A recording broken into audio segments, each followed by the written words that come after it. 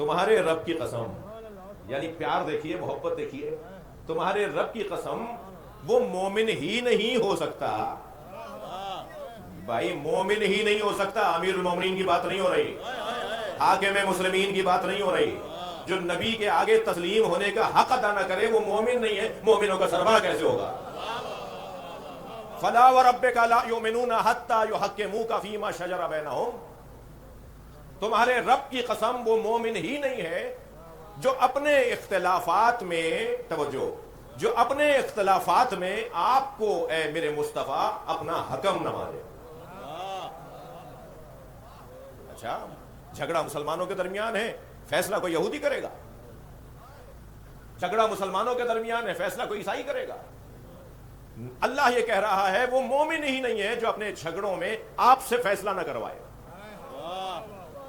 یعنی مسلمانوں کو اگر اپنے اختلافات میں فیصلہ کروانا ہے تو قرآن یہ کہہ رہا ہے کہ میرے نبی سے فیصلہ کرواؤ۔ کیا؟ فیما شجرا بینہم، خبردار اپنے اختلافات میں لا یحکموک، جو تمہیں حکم نہ مانے، لا یؤمنون، وہ مومن نہیں ہے۔ اچھا، اور پھر فیصلہ آ جائے تو کیا کرے؟ ثم، اچھا فیصلہ پہلا مرحلہ تو یہ ہے کہ اسے حاکم مانو، جب وہ حکم بن جائے اور تمہارا فیصلہ کر دے تو ثم لا یجدوا فی انفسہم حرجا مما قضیت، اور جو میرے نبی آپ فیصلہ سنا دیں اس فیصلے پہ بال برابر بھی شک نہ کرتا ہو۔ بھائی یہ ذرا مشکل کام ہے، یعنی کتنا مشکل وہ کام تھا فیصلہ کروانا، اس سے ذرا مشکل بڑا کام یہ ہے کہ جب فیصلہ میرے خلاف چلا جائے تب بھی میں مان جاؤں۔ نبی نے فیصلہ کر دیا ہے چاہے میرے خلاف جا رہا ہے۔ قرآن یہ کہہ رہا ہے کہ پھر ثم لا یجدوا فی انفسہم حرجا مما قضیت، جو آپ فیصلہ کریں اس میں پھر مما ایک بال برابر بھی وہ کیا حرج نہ لائے، سوال نہ اٹھائے، کیوں نہ بولے، چرا نہ بولے، اگر مگر نہ کہے۔ جو نبی کے فیصلے پہ اگر مگر کہے وہ مومن نہیں ہے۔ بال برابر بھی اگر کوئی شک کر رہا ہو تو وہ مومن نہیں ہے۔ عزیزان گرامی، میں کہتا ہوں لسٹ بنائیے کہ کون کون سے جھگڑے مسلمانوں میں ہیں، اور وہ سارے جھگڑوں کی لسٹ بنانے کے بعد سرکار دو جہاں کی خدمت میں جا کے دیکھتے ہیں کہ نبی نے ان کا فیصلہ کیا کیا ہے۔ جو مسلمانوں کے درمیان اختلافی موضوع ہے ان میں سے ایک موضوع ہے علی کی خلافت۔ بھائی تھوڑا گردن ہلائیے اگر میرا مضمون آپ تک جا رہا ہے تو۔ ایک مضمون ہے مولا علی کی خلافت۔ ہم مسلمان اس مسئلے پر آپس میں اختلاف کا شکار ہیں۔ کوئی کہتا ہے خلیفہ چوتھے ہیں، کوئی کہتا ہے خلیفہ پہلے ہیں، کوئی تو یہ بھی لکھ دیتا ہے کہ وہ چوتھے بھی نہیں ہیں۔ ہاں، ابن تیمیہ نے تو بہت کچھ لکھا ہوا ہے۔ تو جب اختلافی مسئلہ ہوا تو سرکار سے پوچھ لیتے ہیں، اور سرکار جو فیصلہ کر دیں گے اس کو ماننا ہی ایمان کی علامت ہے، اور اس کے بعد پھر شک کرنے والا مومن ہو نہیں سکتا۔ تو نبی مکرم نے مسلمانوں کے اختلاف کو مٹانے کے لیے غدیر کے میدان میں اعلان کیا، من کنت مولا فہذا علی مولا، میں جس کا مولا تھا۔ ممکن ہے کوئی کہے کہ صاحب یہ کوئی نئی بات آج لے آئے، یہ کہاں سے لے آئے، یہ کیا ترجمہ تھا کہ میں جس کا مولا تھا؟ ہم نے اب تک ذاکرین سے خطبہ سے سنا ہے میں جس کا مولا ہوں، من کنت مولا، جس کا میں مولا ہوں، فہذا علی مولا، اب علی اس کا مولا ہے۔ اور آپ ترجمہ کر رہے ہیں کہ میں جس کا مولا تھا، تو بھائی بات عربی کی ہے تو عربی گرامر سے ہی سمجھنا ہوگا نا۔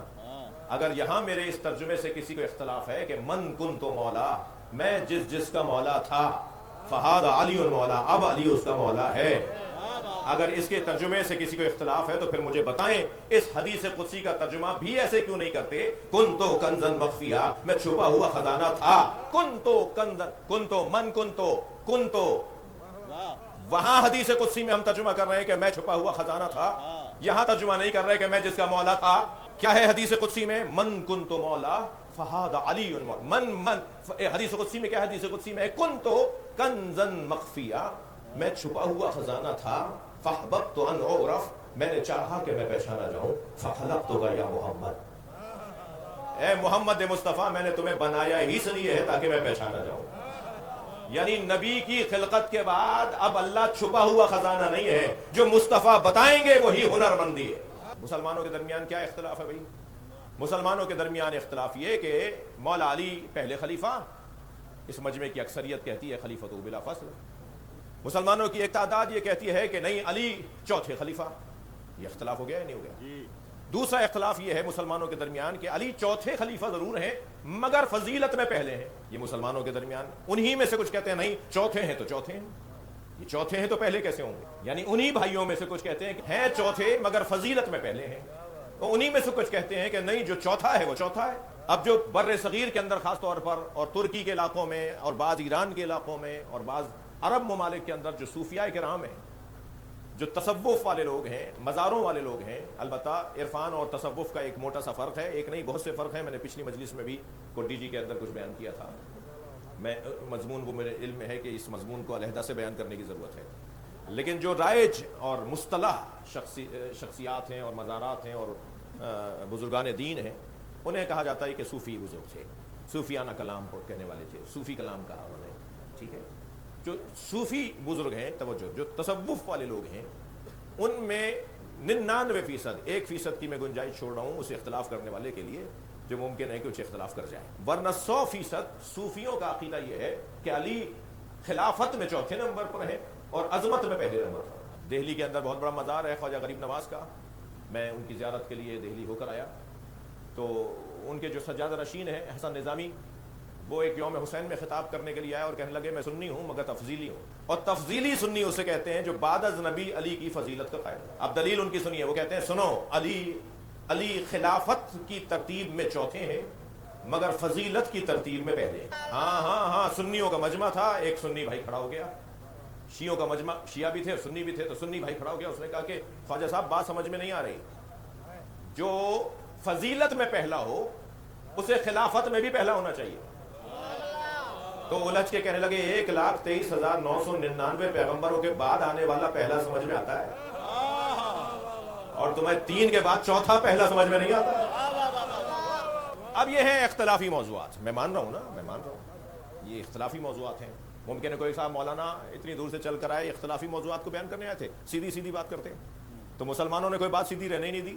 سیدھا اللہ کا عقیدہ تھا, توجہ, مسلمانوں کا سیدھا عقیدہ تھا اللہ کے بارے میں کہ اللہ ہے, اس میں بھی ڈاکے رکھنا ڈال دیا کہ اس کا پیر ہے جو جہنم میں جائے گا.